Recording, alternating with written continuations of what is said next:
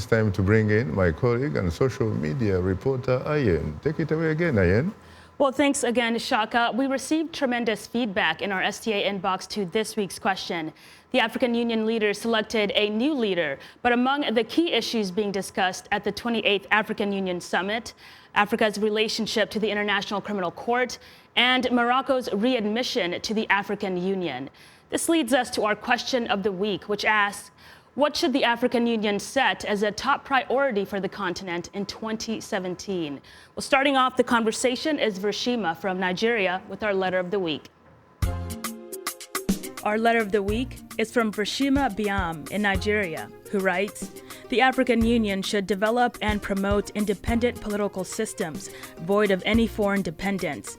It should also initiate a technological-based economy through local coordination of its resources. Finally, political and leadership issues should be clearly tackled through structured democratic settings and a formulation of policies that are attainable. Well, before we begin, I'd like to thank all of you for using our social media platform to communicate with us. And a reminder that we are tweeting live today. Use the hashtag VOA AU Summit. And if you haven't yet, please follow us at VOA Shaka. And speaking of, let's go to a tweet from Emmanuel Kachele, who tweets, this year, Africa should utilize its resources to boost its economies. We have another tweet from Prince Habat Nkula. He says an exit plan to all longtime African rulers such that Africa can have democratic, free and fair elections, not selection. And our last tweet is from Upano Godfrey. He says, make rule of law a priority for African rulers as a must to follow. Practice or face the force like that of ECOWAS. Now to a comment from Facebook fan Kasika from Dodoma, Tanzania, who writes, the AU should prioritize economic issues, especially the free flow of trade among countries to boast trade across the continent, instead of depending on trade with developed countries, which is not mutual. Well, Shaka, very interesting. What do you have to say? What about you, David, your reaction to what we just had? I concur. Inter-Africa trade right now lies below 10%, intra-Africa trade. Mm-hmm. If we just push up to about 15%, we really don't need a lot of foreign intervention. And this is a function of infrastructure in intra-African countries.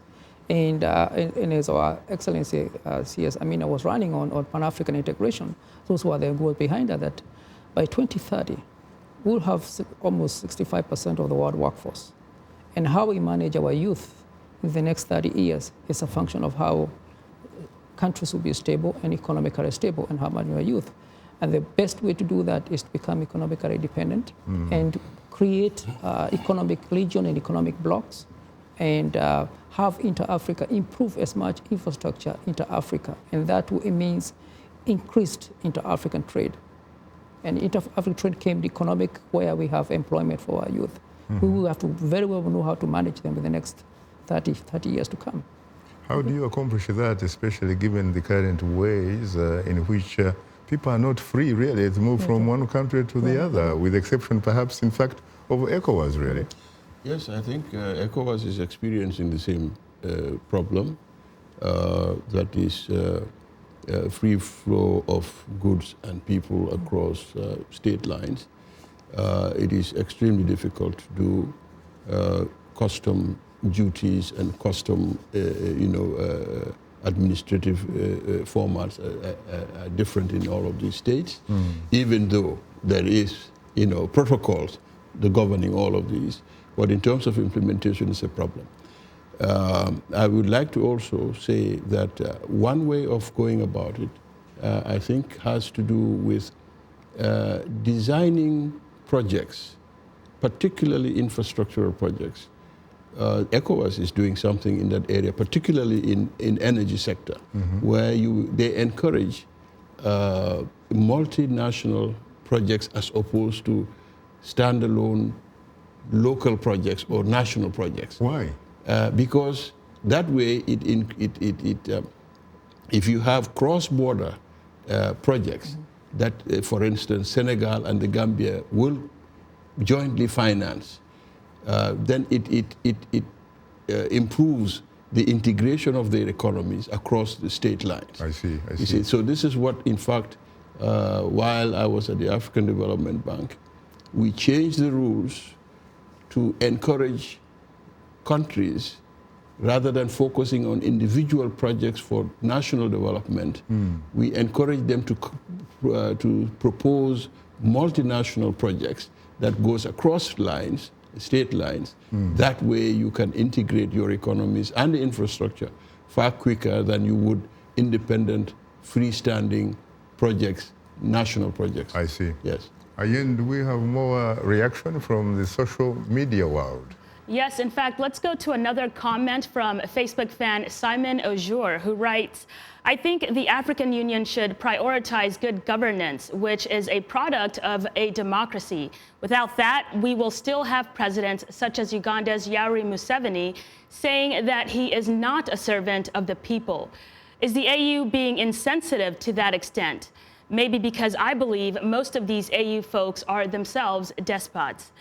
And our last Facebook comment comes from Bulwana Thomas, who writes, I think the African Union should set laws to stop some African leaders who rob government money from their nations to invest in developed countries outside Africa. Well, Shaka, certainly no shortage of opinion here. What's your thoughts? Very interesting, especially that aspect of leaders or rulers who rob money or who steal their countries. What about the man from Gambia? What can you tell us about that, especially in light of the fact that your former president for 22 years, Yahya Jammeh, reportedly left the country with a fleet of luxurious automobiles and $11.5 million to boot? Well, this is why I am in full support of ECOWAS's efforts in limiting the terms of these so-called strongmen and dictators. This is one way of doing it, to limit their terms. If you have someone who is in power for 22 years, 30 years, 38 years, 40 years, really, there is no chance to avoid this type of problems facing us. That is, milking the public treasury at the expense of the ordinary people. But what about some who will say, wait a minute, it can't really be the issue of term limits. It must be something to do with either performance or lack of it. Because the last time I checked, Singapore, even though it had what you would call a parliamentary democracy, and therefore would have, in fact, a prime minister who would be, of course, chosen from among a party or parties that would win the election. They had a man called Lee Kuan Yew for 31 years. He developed that island or city nation from a third world country to a first world country. So is it really the issue of term limits, or is it about performance, really? Well, it's a combination of, sorry. Go ahead. Go ahead. No, I think it's a combination of both. I just cited the term limits as one aspect of it. Now, if you take, for instance, a guy like Yahya Jammeh, who came into power at 29 years old, without a wife, without He has since been able to marry. Yes. Without not having any experience of managing even a household budget, much more a national treasury, then, I mean, you are inviting trouble. So I think there are a lot of factors that go into it, apart from this. The character of the individual as well takes, is also very important.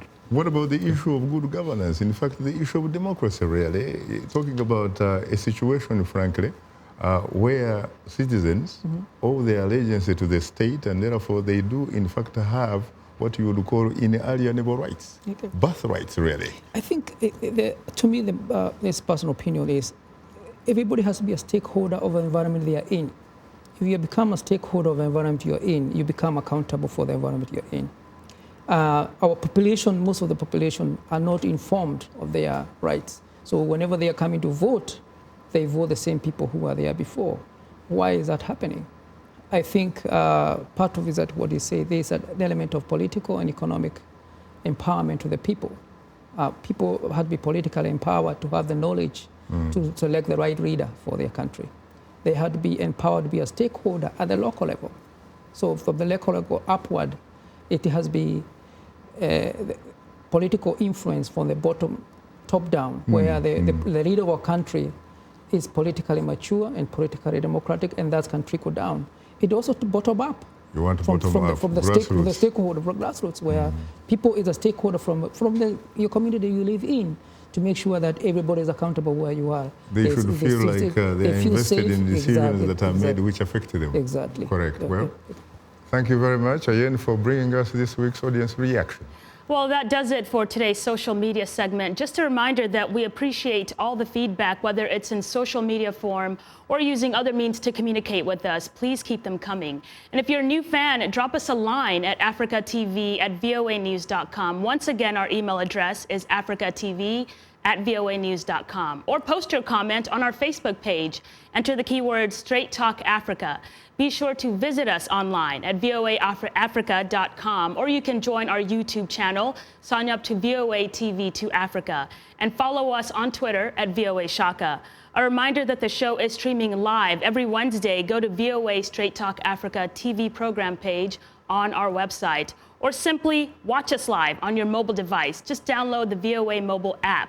Now let's take a look at what's on tap for next week's program.